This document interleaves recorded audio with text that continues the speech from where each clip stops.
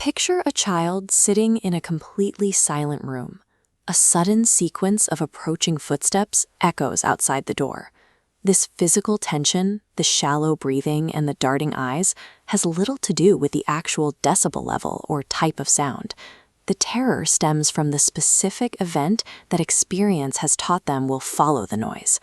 Their locked posture acts as an involuntary alarm system, signaling raw, unedited survival anticipation. Take a different child in that exact same setting, and those footsteps barely register. They might not even look up from what they are doing.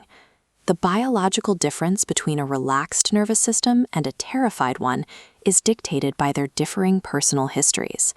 To a specifically conditioned ear, mundane sounds like the slide of keys turning in a lock or the sweep of car headlights across a window carry immense weight. These auditory cues transition from neutral to high alert warning signals. The child's nervous system has reprogrammed itself to prioritize constant environmental scanning over baseline relaxation. Years later, place that same individual into a bright, ordinary high school classroom surrounded by calm peers. A door down the hall opens unexpectedly, and you will see an immediate, subtle physical flinch, followed by a rapid scan of the room. Even as they move into genuinely safe environments, the physical reaction stubbornly persists. The biological threat response fires at full capacity, despite the fact that the historical danger is long gone. The adolescent brain is caught in an automated loop, prioritizing the speed of a physical reaction over an accurate assessment of the environment. In adulthood, they sit in their own dimly lit home at night, an environment they control completely. Car headlights sweep across the wall, causing an involuntary pause and a sudden physical tightening.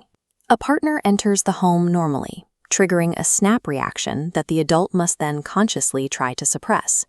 To an outside observer, this instantaneous tension looks like an irrational overreaction or an anxious personality. The brain has automated the connection between the auditory signal and the predicted outcome before conscious thought can intervene.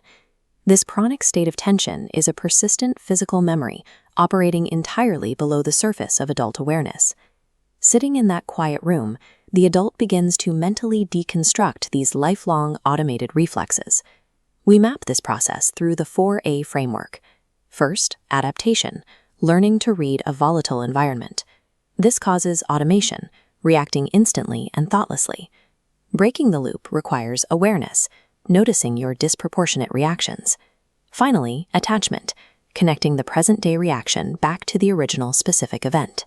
Mapping this framework allows you to formally separate your present-day safety from those necessary childhood adaptations.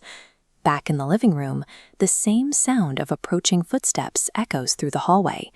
This time, the response changes. Breathing stays even, the posture remains grounded, and mental control overrides the reflex. Stop judging these precognitive physical reactions. Instead, ask, what specific past experience gave this neutral sound its meaning? Uncovering the origin of a behavioral echo is the only way to strip the sound of its power. If this framework resonates with you or someone you know, please like, subscribe, and share.